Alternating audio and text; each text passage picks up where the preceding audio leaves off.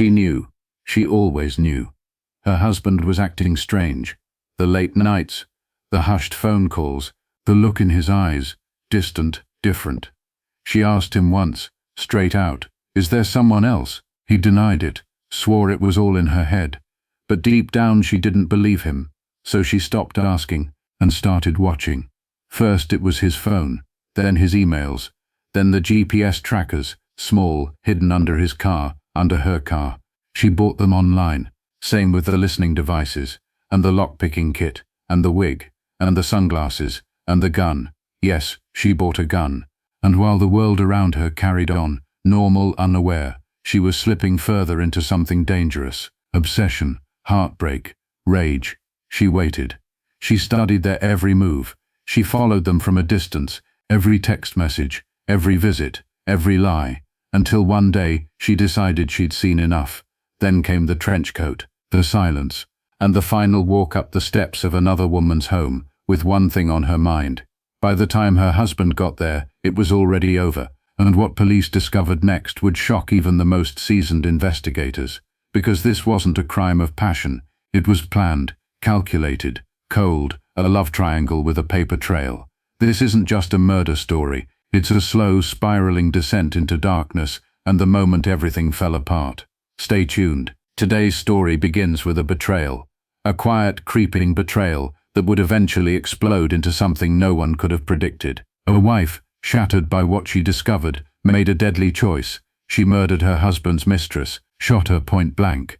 Then, moments later, she turned the gun on herself. One pull of the trigger had ended a life. Another, and she ended her own. This is the story of Mark and Janae Garado, two people who fell in love young, clung to each other for years, but lost their grip when things got hard. A love story that began with innocent sparks and ended in absolute devastation. It all started in the summer of 1986, in Fort Wayne, Indiana. Mark Garado was just a teenager when he first met Janae Cox. She was working at a Taco Bell, wearing a uniform, serving up burritos and soft drinks, and yet to Mark, she stood out. He said the moment he saw her, he felt something, not just a crush, not just attraction, something stronger, something immediate. He was smitten, he said. Still nothing happened. Not then, it was just a passing moment, or so he thought. But fate, as it often does, had other plans. 4 years later, Mark ran into Janae again. This time she was working in a local mall. Different job, same confidence. She hadn't changed much, still outspoken, still magnetic. Mark started popping by to visit her. Not every day, but often enough to send a message. He was interested, and eventually, Janae made the first move. She told him to stop dancing around it. It was this directness that drew Mark to Janae. He liked that she didn't wait around. She didn't hesitate. While he fumbled with words, she was bold. While he second-guessed, she acted. Mark was the quiet one. Janae, she said what was on her mind. That energy pulled him in. Over time, their connection grew. What started as friendly chats became something more serious. Then on October 23, 1993, they got married. Mark was 25, Janae was 23, still young, still figuring things out, but they believed in each other.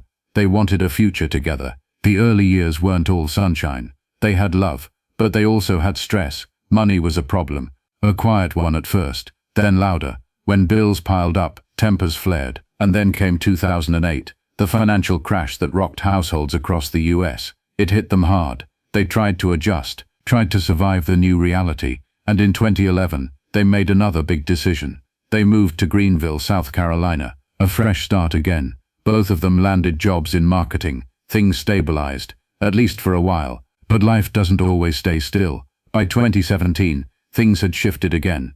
Janae was out of work. She'd been fired, and for months, she couldn't find a new job. She applied. She waited. Nothing came through. Each rejection chipped away at her confidence. The woman who once told Mark to make a move now doubted her every step. The household grew tense. Finances tightened. Their rhythm was off. And Mark quietly began to drift. During this time, he started looking for new career opportunities. That's when an email came through. A job listing for a creative director at the University of Delaware. Mark saw it and felt that familiar jolt of hope. A chance to rise. A fresh position, in a new state, under a new boss. Her name was Meredith Chapman, and soon she'd become much more than just a manager. Mark reached out. Emails were exchanged, professional at first. then warmer. The position looked solid. The university was reputable. And Meredith, she seemed sharp. Mark went for it. He got the job. By November 2017, he'd packed up and moved to Wilmington, Delaware, alone. Janae stayed behind in South Carolina to finish up their lease and tie off loose ends. Mark had 45 days on his own, time he didn't expect to be significant, but it was. In those 6 weeks, Mark settled into his new role. He explored the city, and he got close to Meredith. He said he got to know Meredith well. The connection wasn't instant, but it grew fast. They talked at work, but also outside of it. She made him feel seen, respected, valued, and back home, Janae's world was still falling apart. While Mark was beginning again, she was still in limbo, and neither of them knew that this quiet, subtle shift would soon spiral into a story that would leave one woman dead, another broken, and a man wondering how everything fell apart so quickly. Mark said he and Meredith had hit it off straight away. They talked easily, laughed often, and saw the world in similar ways. Before long, she asked him out for a drink. He said yes, and that's when the cracks in his marriage suddenly became clearer.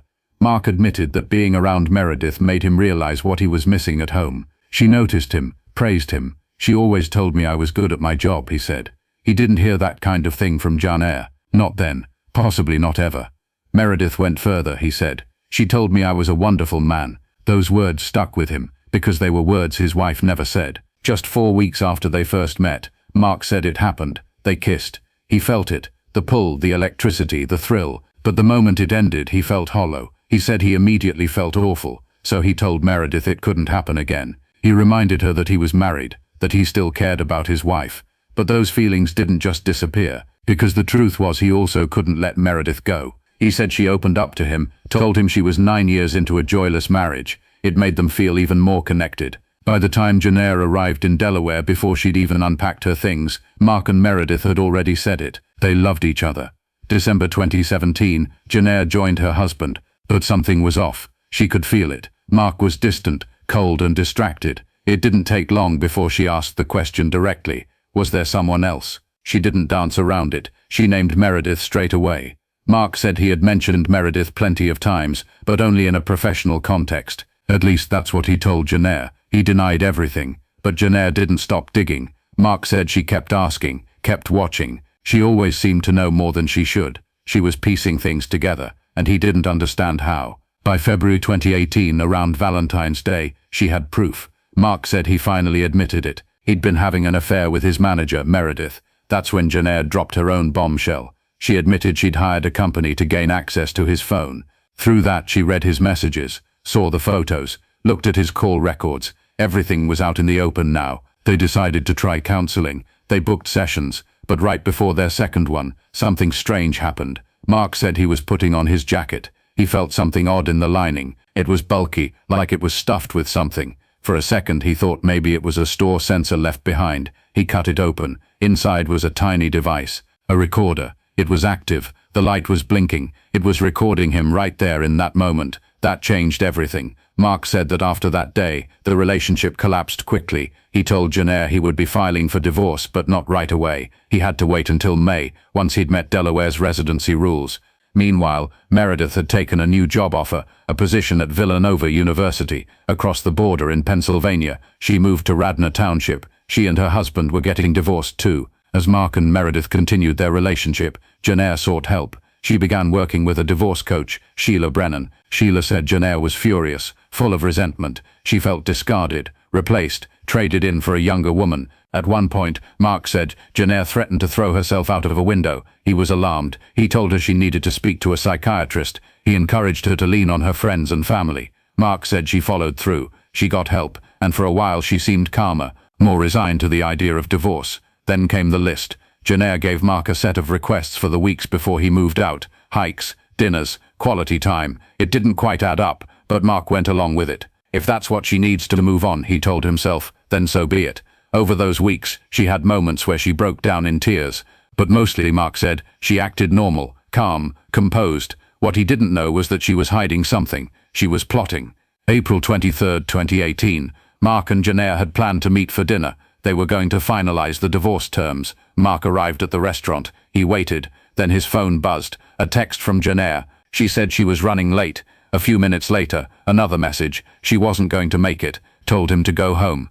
But that wasn't the last message. Next, she sent him a photo. Trash. A discarded condom in the middle. He recognized the background. It looked like Meredith's bin. He realized Jenner had been outside her house, rifling through her rubbish. Then came the final texts. He tried calling Meredith. No answer. He sent her messages. Nothing. Panic set in. Mark jumped in his car and raced to her house. He expected to find a scene, a fight, maybe shouting, maybe tears. He feared the worst, but not this. He stepped inside, and there on the kitchen floor was Meredith, face down, a pool of blood spreading beneath her head. She was gone. Just a few steps away from Meredith's lifeless body, Mark saw something that froze him in place. Another body, on the floor, still, cold, silent. It was Jenner, his wife, dead. 2 women, gone, in one moment, in one room. The air was thick, the silence, unnatural. Mark couldn't speak, couldn't even move for a second, but then instinct kicked in. Outside, a neighbor had heard a noise,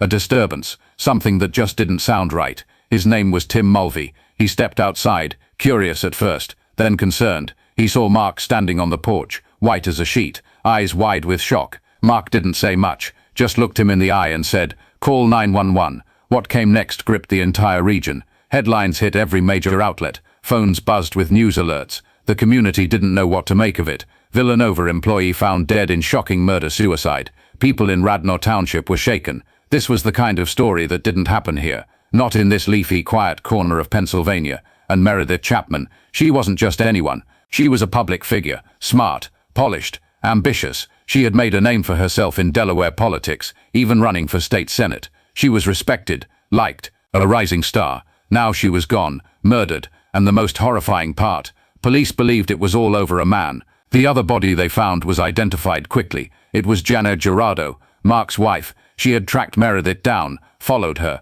broken into her home, and killed her. Then she turned the gun on herself. Mark was taken away in an ambulance, not for injuries, but shock, trauma, disbelief. But as protocol demands, he was brought in for questioning. No one knew yet what had really happened, and for a few tense hours, he was considered a suspect. That changed fast. Investigators found the gun, still warm, still under Jenner's body. Ballistics matched. 2 bullets, 2 lives. Detectives began reconstructing the timeline, and what they uncovered was chilling. This wasn't a moment of madness. It was premeditated, calculated, planned out to the final detail. One day after the tragedy, police got a tip. Someone had seen a woman in disguise, trench coat, dark sunglasses, hat, possibly even a wig. She was loitering outside Meredith's house, watching it, using binoculars. She wasn't just casing the place, she was tracking Meredith. They also found a pair of car keys at the crime scene. Not Meredith's, not Mark's, not Jenner's own car.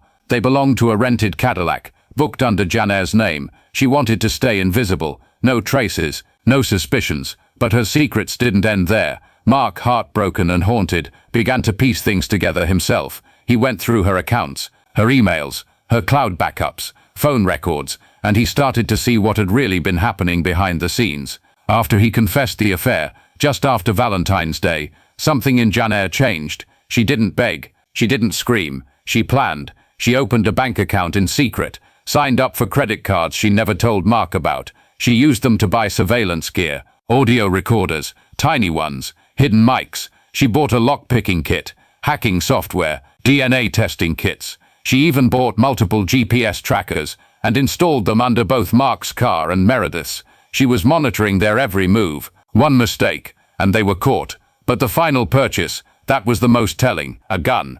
March 20th, 2018. She bought it exactly 5 weeks before the attack. She went to a local firing range. Not once, not twice, but 3 times. She was learning how to shoot. She was practicing. She knew what she was going to do, and when. The level of preparation, terrifying. This wasn't a woman lashing out blindly. This was someone who had been stewing in pain, rage and obsession, and channeling all of it into a single deadly act. And then, now years later, Mark looks back on it all with regret. He says he wishes he had ended the marriage differently, handled things with more care, not let the affair spiral into a full-blown disaster.